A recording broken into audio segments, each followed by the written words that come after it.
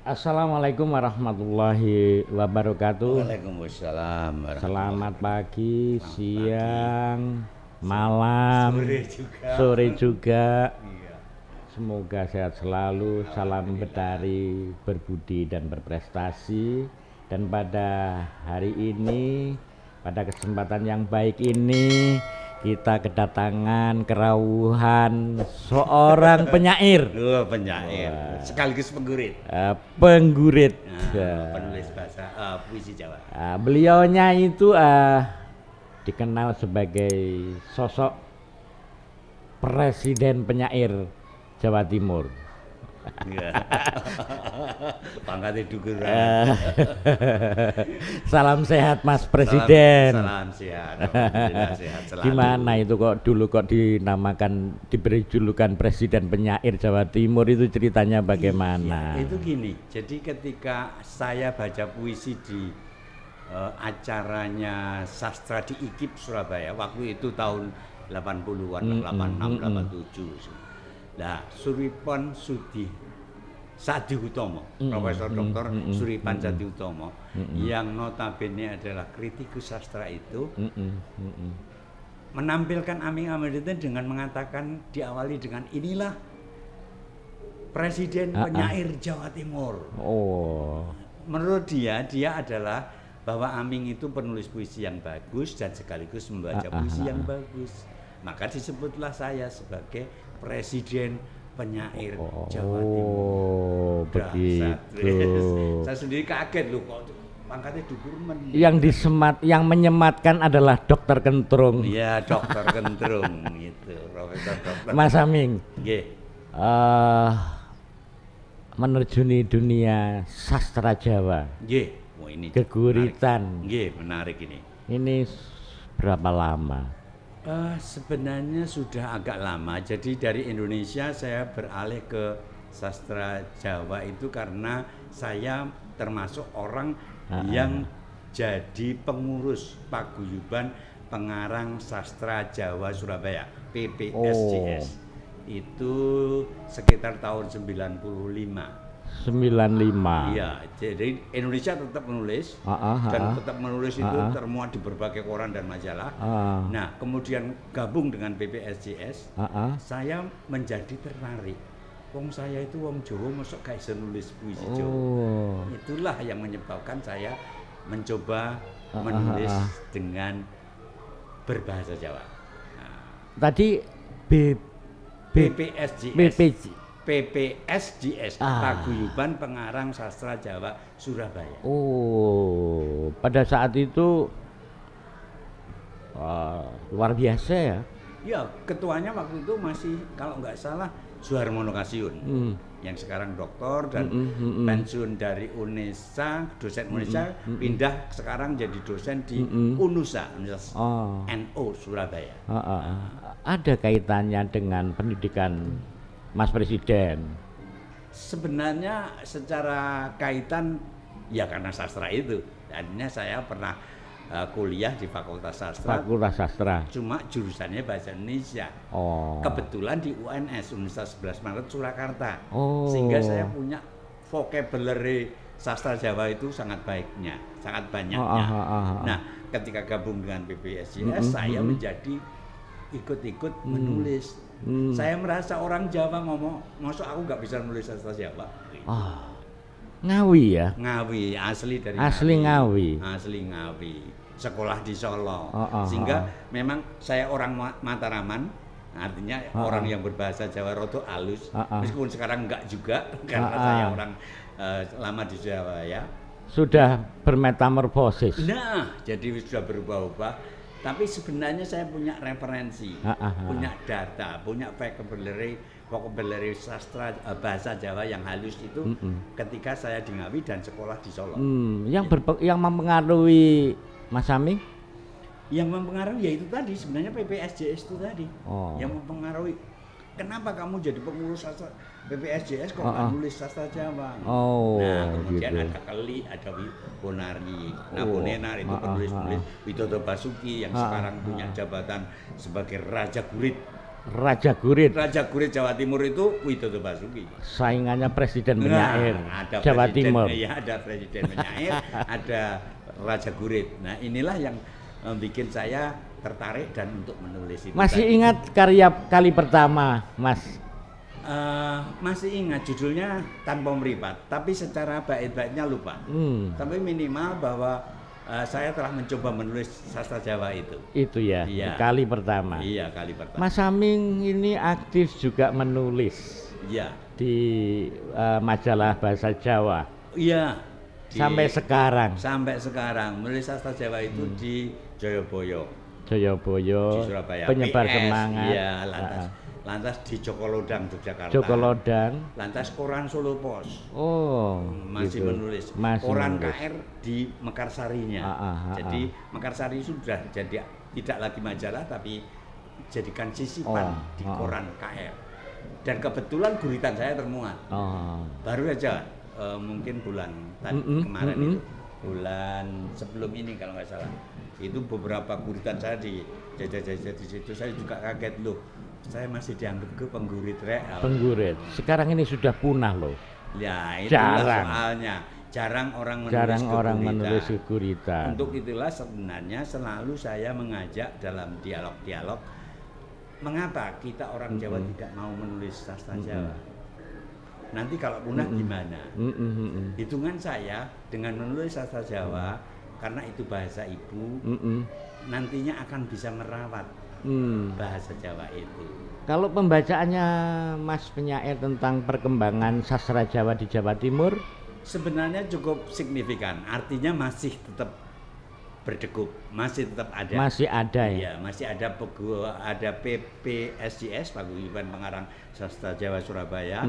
Lantas ada Sanggar Triwida yang kemarin baru saja mengadakan acara di Blitar. Lantas ada juga miliknya Mas Bagus. Enggak, kalau itu tidak di rumahnya Bagus, di Serengat waktu itu acaranya. Kalau di Bagus Putuparto itu lebih ke komunitas rumah budaya Kalimasada. Kalimasada.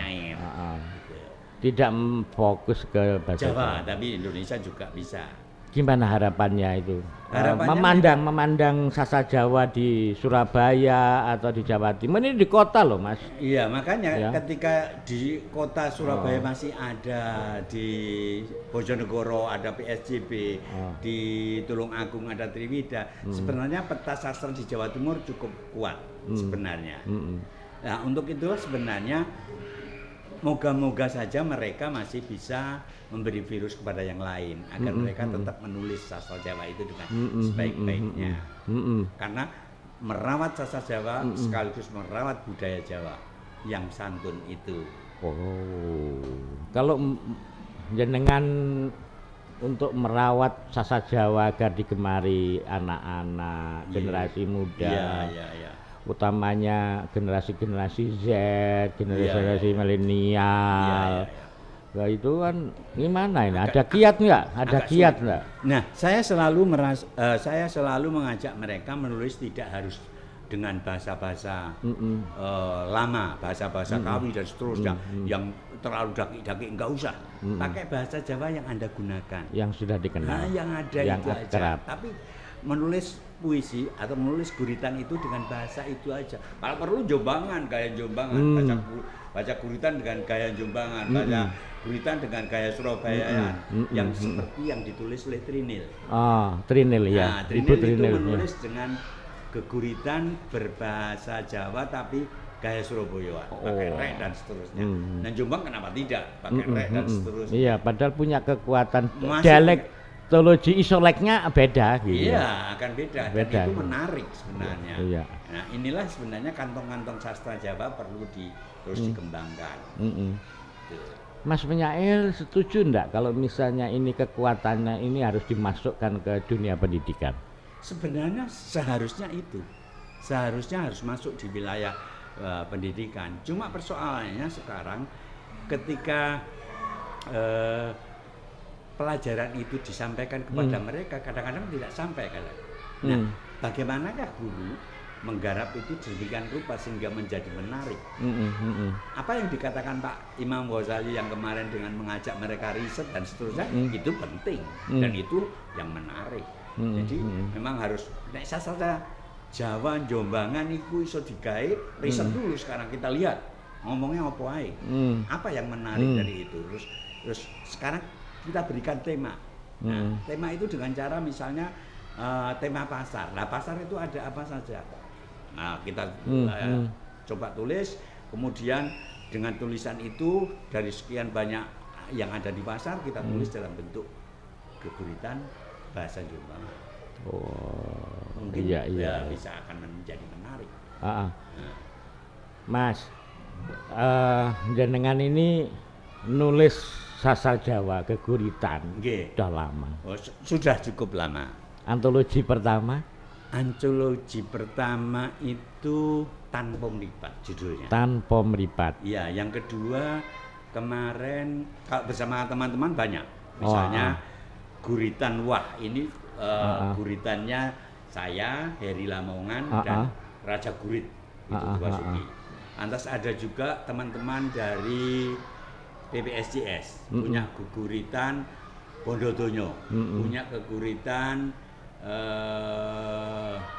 Kabar Soko Bedul Berisi tahun 95. Lantas ada juga puisi yang berjudul Sandal Jepit Taline Abang. Ini ada beberapa kumpulan puisi telah diluncurkan dan puisi saya yang paling baru yaitu Owah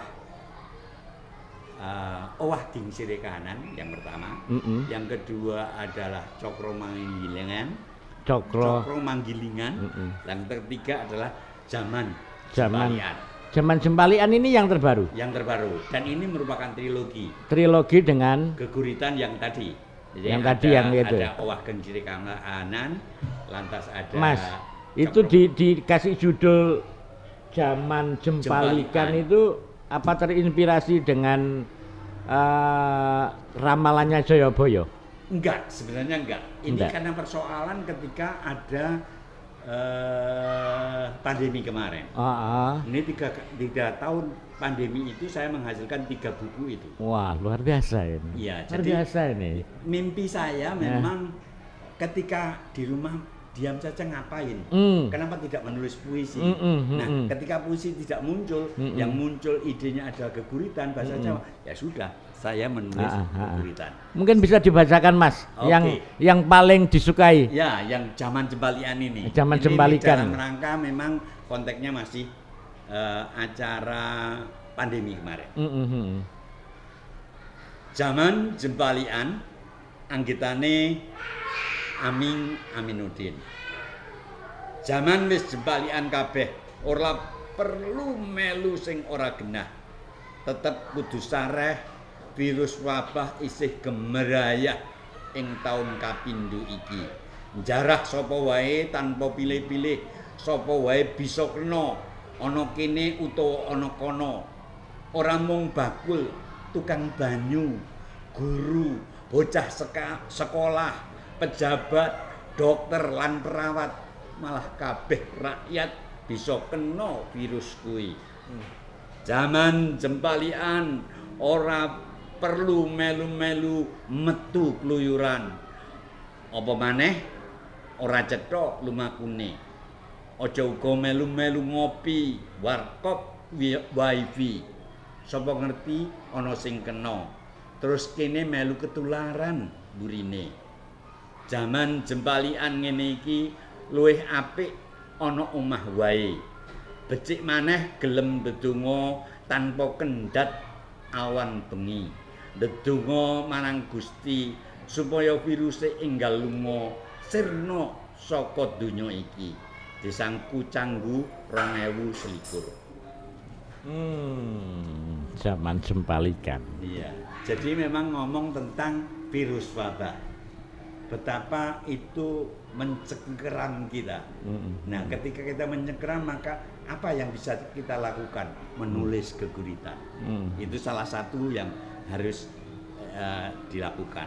Zaman Jembalikan tadi ada satu pesan yang ingin disampaikan untuk apa ya? Untuk pembacanya, audiennya. Yang penting yang waktu itu karena banyak orang yang keluar. Pesan saya jangan keluar lah, jangan ikut keluar karena di luar masih banyak virus wabah itu. Maka di rumah sajalah, itu akan lebih baik.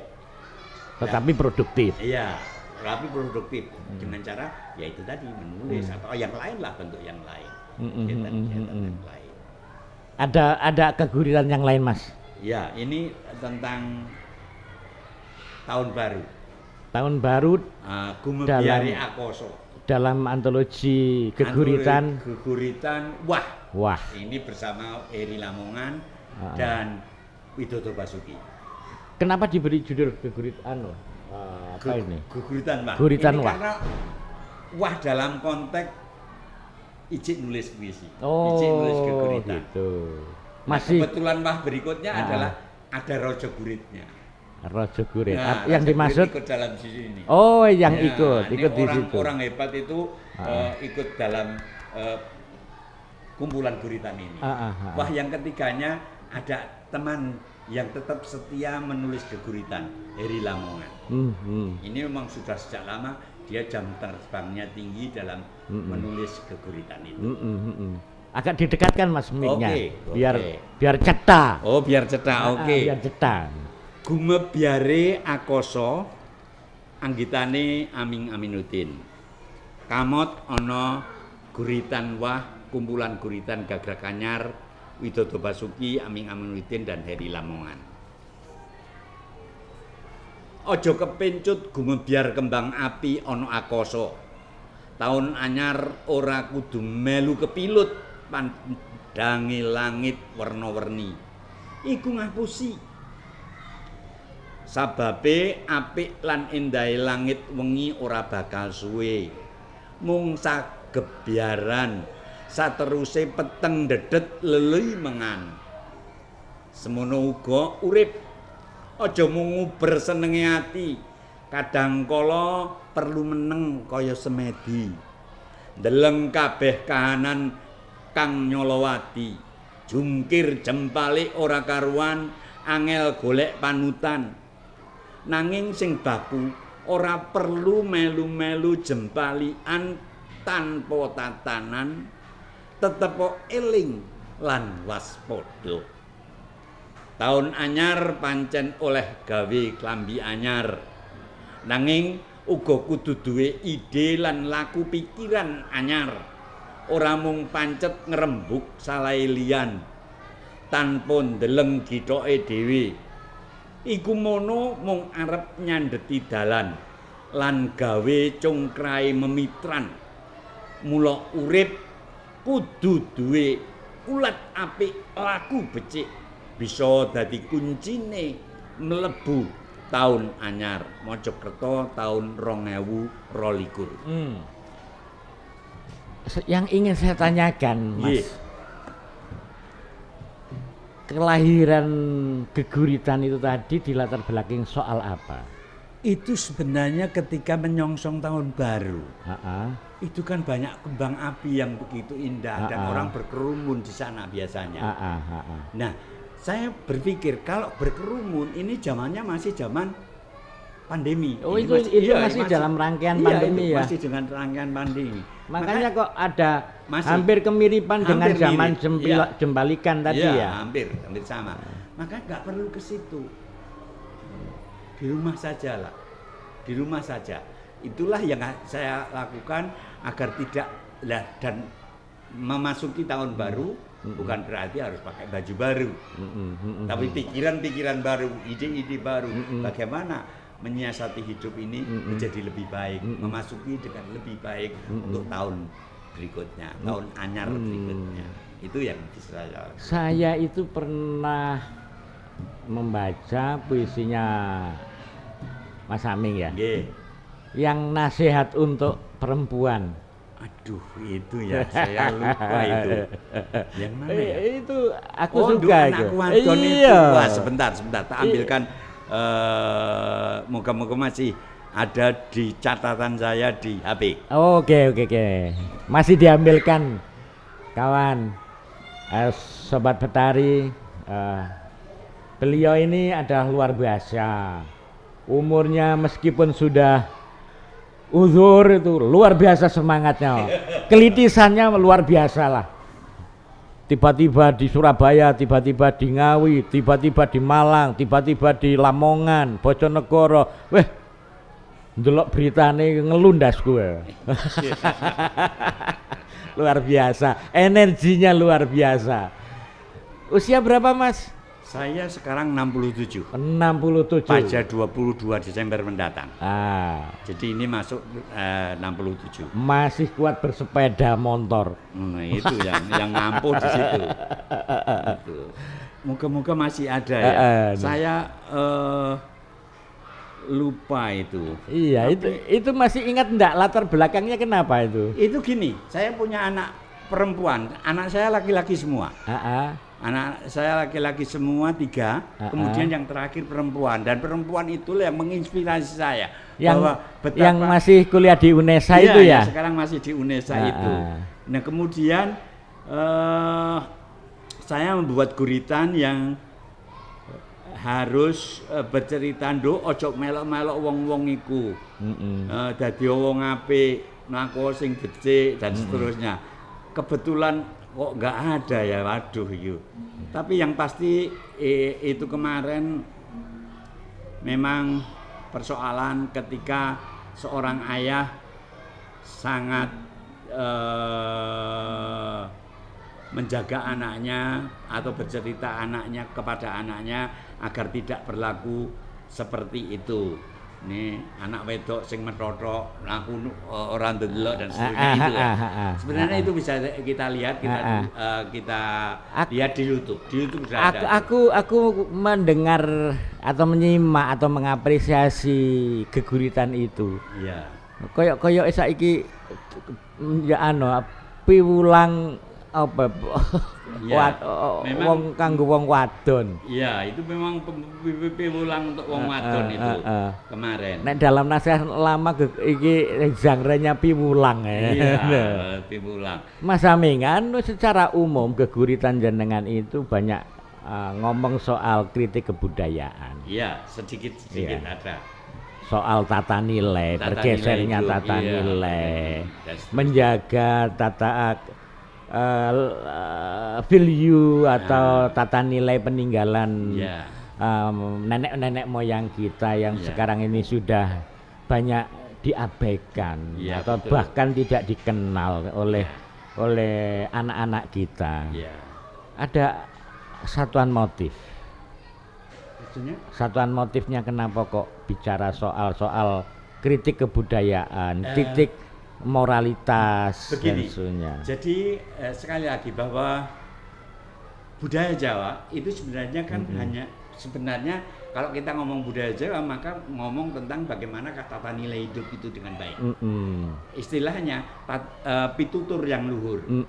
Untuk itulah saya mencoba menggarap tulisan-tulisan yang berbau tata nilai kebudayaan Jawa itu, mengingatkan bahwa itu salah. Yang benar begini, itu keliru, yang benar begitu dan seterusnya. Gitu. Itu yang saya yang menjadikan inspirasi saya bahwa wong Jawa itu kudu ngomong sing apik. Dene anak sing elek itu persoalan berikutnya. Gitu. Tapi sebenarnya wong Jawa dan budayanya itu harus sangat Jawa. Sangat Jawa itu berarti manut pitutur luhur tadi. Mlaku kudu ndelok. Ora lungguh, ora metotok, ora begogok. Ora pareng begogok. Itu bisa dilihat di YouTube nanti Aming Aminuddin baca puisi, "Nduk anak wadon delengen ning tawang akeh" dan seterusnya. Saya lupa puisinya, tapi sayang ini aku suka loh itu puisi itu. Itu suka itu. Tapi bisa dilihat di YouTube nanti Nduk Anakku Wadon karya Aming Aminuddin. Saya bacakan di UNESA juga, saya bacakan di beberapa tempat dan itu sudah masuk di YouTube. Proses kreatifnya coba secara umum Mas Aming ini kalau mau nulis geguritan itu proses kreatifnya bisa diceritakan enggak? Sebenarnya itu persoalan ketika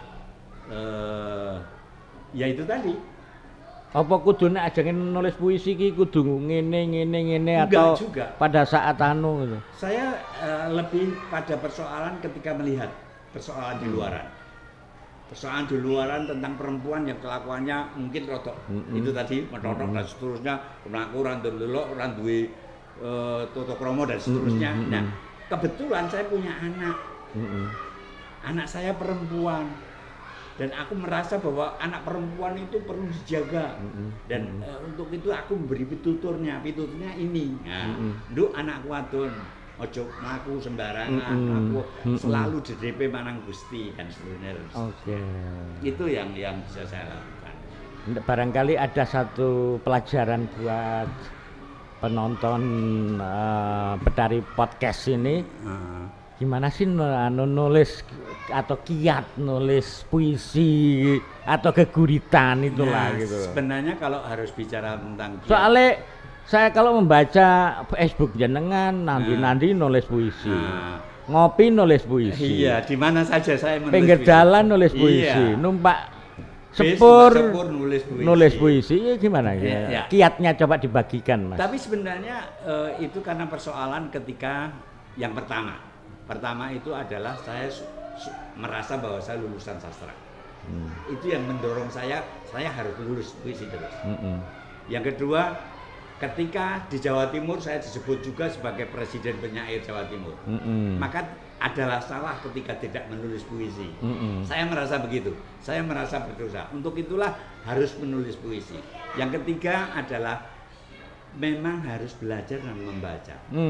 Membaca dalam arti membaca tidak hanya teks, tapi juga membaca keadaan, membaca lingkungan, membaca apa yang ada sekarang ini.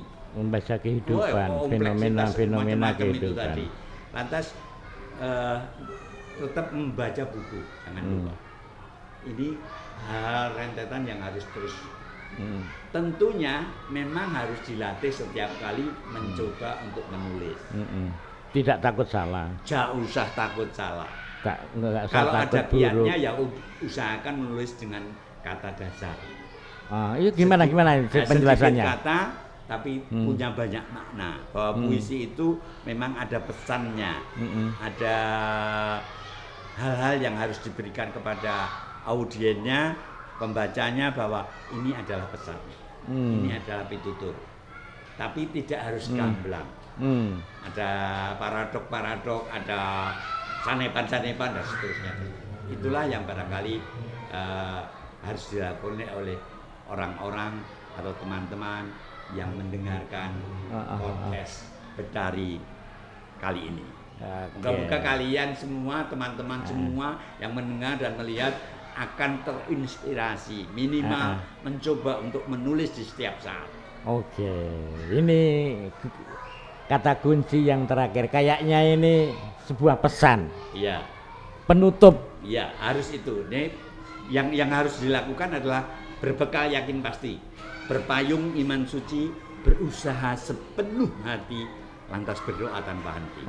Insya Allah segala damba, segala cita untuk bisa menulis puisi, untuk bisa menulis guritan itu akan tergapai nanti. Bahasane penyair ini milih kata-kata ngono mesti terpilih lah. Jadi memang harus tidak hanya berbekal ragu-ragu, tapi berkalnya yakin. Oke. Terima kasih. Luar biasa. Ampuh. Bahasanya ampuh ini yang selalu aku baca di komen-komennya di FB.